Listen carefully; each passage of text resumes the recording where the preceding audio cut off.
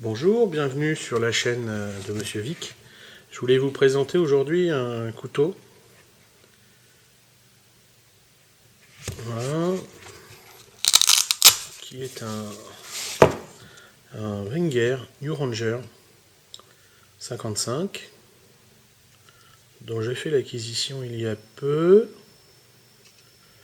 et dont je voulais vous parler un petit peu aujourd'hui, parce qu'il y a quand même des choses à dire. Alors la première des choses à dire, c'est un petit peu l'histoire, pas toute l'histoire, mais en tout cas ce qui s'est passé dans la coutellerie Wenger récemment, à savoir que les ouvriers n'ont pas été virés, même si la coutellerie Wenger a fermé. Les ouvriers travaillent maintenant pour Victorinox, et Victorinox d'ailleurs offre dans son catalogue, propose dans son catalogue quelques produits issus de la gamme anciennement Wenger, notamment tout ce qu'on trouvait sous Evo, etc. En revanche, ce modèle-ci ne sera pas, pour l'instant n'est pas présenté au catalogue Victorinox. Je pense que la première des raisons, c'est parce que Victorinox propose des équivalents à ce modèle-ci, notamment le Forester, qui est un modèle très proche. Voilà. Donc, voilà, tout ça pour vous expliquer que ce modèle-ci n'est plus fabriqué. On en trouve encore, puisqu'il y a des stocks encore qui n'ont pas fini d'être écoulés. Mais si vous n'avez jamais franchi le pas d'acheter un Wenger et que vous souhaitez en posséder un, profitez-en maintenant, parce que bientôt, ça va devenir difficile de les trouver. Alors, ce modèle-ci, je vais vous le présenter vite fait. Je voulais juste un petit peu, parce que j'ai attendu de recevoir l'étui pour faire la vidéo, vous parler un peu de l'étui, qui est d'une excellente facture. Voilà. Voilà, avec à l'arrière un passant ceinture double scratch. Voilà. Qui ne permet qu'un port vertical. Un trou d'évacuation de fluide. Une finition irréprochable. Vraiment. Hein. Une excellente facture avec un tissu type Cordura. Voilà, le sigle Wenger. Voilà. Et un scratch qui tient alors, du feu de Dieu, à tel point qu'on a même des fois du mal à le retirer. Donc on peut mettre le 55 soit sur le côté comme ça, soit en avant comme ça. À savoir qu'après, si vous optez pour des modèles plus larges, ils se mettront toujours dans ce sens-là. Voilà, une petite pochette à l'avant dans laquelle on peut glisser quelques outils, on peut glisser, je sais pas moi ce que vous voulez. Et à l'intérieur de cette pochette, il y a en plus ici un petit élastique qui peut même servir de rétention pour quelque chose qui serait amené à glisser de la pochette. Voilà, donc vraiment une chouette pochette, pas excessive, une quinzaine d'euros. Et vraiment très bien. Qui pourrait même servir à mettre des lampes de poche, je pense, pour ceux qui cherchent des étuis. Voilà, je reviens sur le couteau. Alors couteau, finition, pas de souci. Pas de souci particulier. Voilà. On voit par exemple que contrairement à des modèles Victorinox, les plaquettes ici en plastique noir viennent recouvrir les intercalaires, alors que chez Victorinox il reste visible, vous regarderez chez vous. Un tire-bouchon à 4 spires, mais qui est quand même plus long qu'un modèle Victorinox pour ceux qui connaissent. Un poinçon typique chez Wenger qui n'est pas affûté. Mais par contre, à mon avis, alors il n'est pas piquant au sens... il rentre... voilà, mais par contre, je peux vous assurer qu'il ne faudrait pas forcer sur le doigt, parce que ça rentrerait dans le doigt quand même. Hein. Donc, à mon avis, il fait bien son office. Voilà.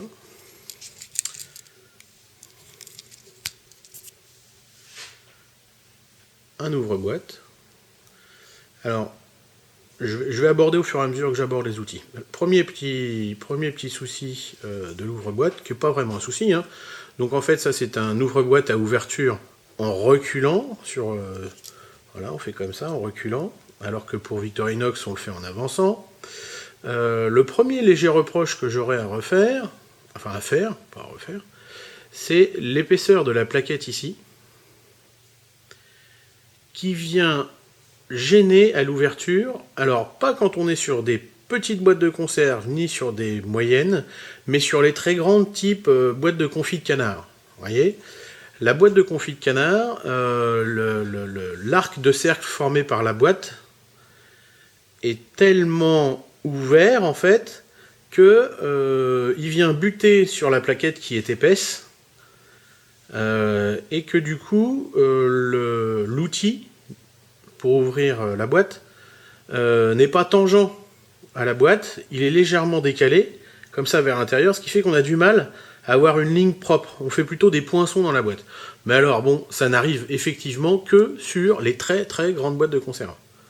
Sur toutes les autres boîtes de conserve, j'ai fait le test, vous ne serez pas embêtés. Et il est efficace. Il n'y a rien à dire, c'est juste un coup à prendre, soit on préfère en reculant, soit on préfère en avançant. Ce qui compte, c'est qu'on puisse ouvrir la boîte facilement. Voilà. Deuxième outil intéressant, donc là on connaît, hein, c'est du grand classique sur les couteaux suisses. Donc un plioir à fil, un décapsuleur, un tournevis plat. L'avantage chez Wenger, c'est qu'en fait ce tournevis-ci a le mérite de, je vais vous montrer, lorsqu'on appuie, voilà, il se rentre, et là on ne peut plus, voilà, on entend le petit clic, ça veut dire qu'à nouveau on peut le plier. Donc on appuie, ça se rentre, je ne sais pas si ça se voit vraiment en fait, peut-être qu'on l'entend, mais on entend le clic et on le voit ressortir. Donc c'est une sécurité, on aperçoit ici, qui interdit à l'outil de se replier quand il est en position bloquée. Ce qui est intéressant. Voilà. Look. Alors, la lame de couteau. Alors, hop, dans la ligne.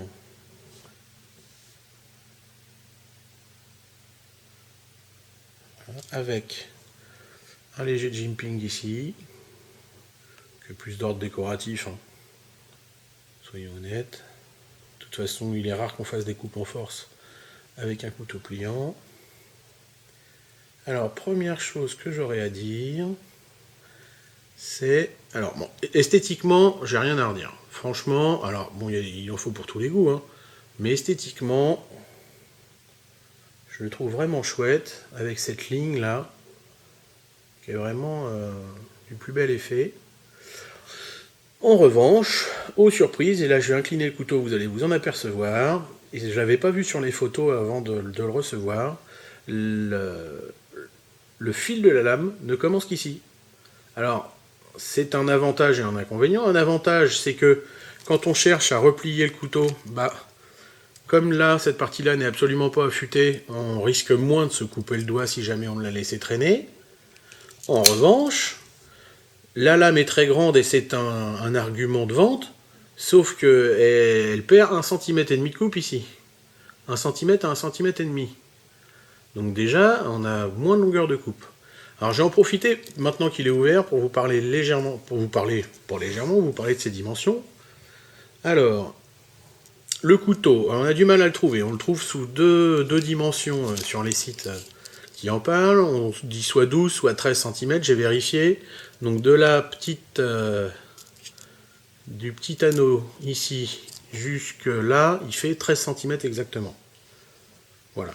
En revanche, de la garde jusqu'au talon là, donc l'espace, on va dire, sur lequel on peut mettre ses mains, voilà, il n'y a que 10 cm.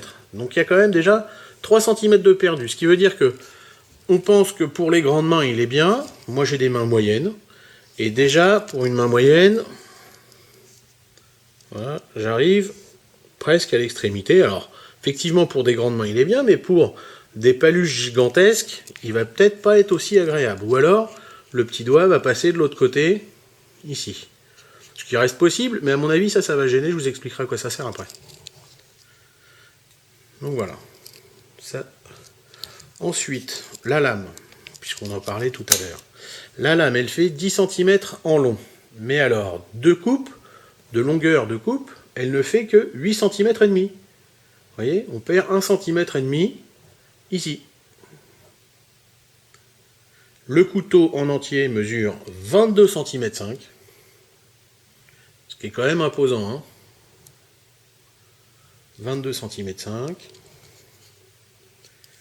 Et sa largeur, enfin son épaisseur, comme vous voulez, 2 cm 5. Voilà. Ce qui fait un couteau très confortable. Très très confortable. Alors, cette lame se replie avec un système liner lock par bouton poussoir. Alors, c'est très très bien fait, hein. C'est vraiment malin. Voilà.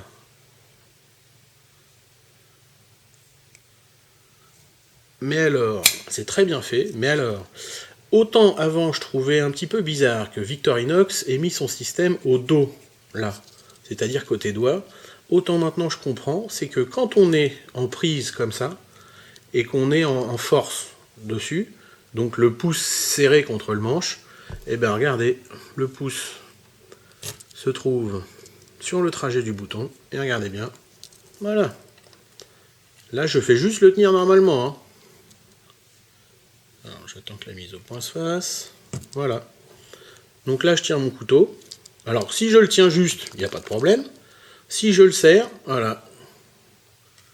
Donc là je débloque le liner parce que mon pouce vient appuyer sur le bouton. Alors vous me direz, bah, j'ai qu'à me mettre un peu plus haut ou un peu plus bas. Mais la prise naturelle du couteau fait que naturellement mon pouce vient se mettre au milieu de cette zone striée. Normal, hein. Normal d'ailleurs, c'est ergonomique, c'est fait pour ça. Et donc se trouve sur le trajet du bouton, et hop, fait sauter la sécurité. Un peu dommage. Bon, suffit de le savoir et puis de mettre son pouce là, éventuellement, hein, mais c'est bien de le savoir quand même. Sinon, c'est ingénieux. Bon, on a vu la lame, enfin le dernier outil, la lame de scie. Un très beau modèle de lame de scie, à mon avis, la lame de scie la plus grande de tout ce qui est couteau pliant. En tout cas, des couteaux suisses. Elle mesure 10 cm en tout. Et là, on n'a quasiment pas de perte. On a quelques millimètres là, quelques millimètres là. Donc on en est à 9 cm et demi réellement de longueur de coupe.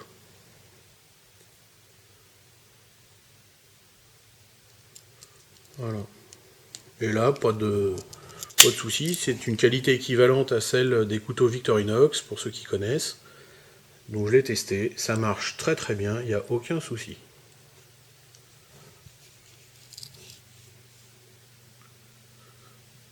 Bah écoutez, c'est un couteau dont je me suis déjà servi, dont je suis assez content. Je voulais m'offrir un Wenger avant qu'il n'y en ait plus sur le marché, ou en tout cas qu'on continue à les trouver à des prix normaux, parce qu'on en trouvera toujours, mais j'ai le sentiment que les vendeurs vont être suffisamment malins pour commencer à faire augmenter les prix. Alors, un dernier petit point que je voulais aborder avec vous. Pour ceux qui connaissent un peu les Wenger, ils connaissent peut-être la gamme Mike Horn, qui est une gamme de couteaux faits avec des plaquettes en résine, qui sont des couteaux réalisés pour la baroude, un peu plus dur, on va dire, et notamment qui possède ici un trou avec à l'intérieur, comment je pourrais dire, un trou à 6 pans pour passer des petits outils de vissage de 6 mm. Et bien en fait, depuis que Wenger avait sorti cette catégorie, ils ont laissé sur le ressort et les intercalaires, enfin les lames, ils ont laissé, alors je ne sais pas si on va le voir, je ne crois pas qu'on va le voir, mais faites-moi confiance et allez voir sur internet, vous verrez, dans le fond du ressort, ils ont laissé la possibilité de faire ils ont laissé le trou à 6 pans, dans le ressort et l'intercalaire, et la plaquette. Ce qui fait que pour ceux qui le souhaitent, il suffit d'emmener des embouts avec soi, de démonter la plaquette noire, et vous avez accès à un porte-embout. Ou alors, comme je l'ai vu sur internet, un Polonais, je crois, qui a carrément percé sa plaquette de manière à pouvoir accéder en permanence à son porte-embout. Voilà. Alors, je voulais vous parler de ce petit détail. Je voulais vous parler aussi d'autre chose, mais là, je ne généralise pas. C'est arrivé sur le couteau que j'ai reçu, et je ne pense pas que ce soit une généralité à faire sur la marque Wenger, puis qui de toute façon fabriquera plus, donc je lui fais pas de tort en le racontant. Hein. Mais pour la lame de la scie, j'avais de la limaille de fer, et pour la faire partir, j'ai pas pu faire autrement que de mettre le couteau sous l'eau, ce qui m'a fait partir très rapidement le lubrifiant. Mais alors très très rapidement. Hein. Il y a des lubrifiants qui résistent assez bien à l'eau, là celui-là m'a absolument... Et alors après ça a été une catastrophe pour relubrifier tout le couteau, parce que toutes les lames commençaient à serrer les unes avec les autres contre les intercalaires, contre tout ce que... contre les plaquettes en inox. Ça a été une catastrophe. J'ai essayé de l'huile, j'ai essayé de la W40, j'ai essayé de l'huile de vaseline. Aucun lubrifiant n'a vraiment réussi à ramener le ressort, on va dire justement, du couteau. Il y a un seul produit qui a fonctionné correctement. Je vais vous le montrer. Voilà. Alors, je connaissais ce produit, je l'avais jamais utilisé. Je connaissais parce que, évidemment, quand j'ai eu l'opportunité d'acheter des produits Victorinox, les lames sont lubrifiées avec ce produit-ci. Alors l'avantage de ce produit, il y en a 3. Le premier, c'est qu'il est vendu dans une petite burette comme ça, qui est très très précise, et on arrive à faire des micro-gouttes et on perd pas de produit, et c'est tant mieux d'ailleurs, parce qu'il n'y en a que 5 ml, et c'est vendu une fortune. Le prix normal, c'est 5 €, mais avec les frais de port, il ne faut pas compter de l'avoir pour moins de 10 €.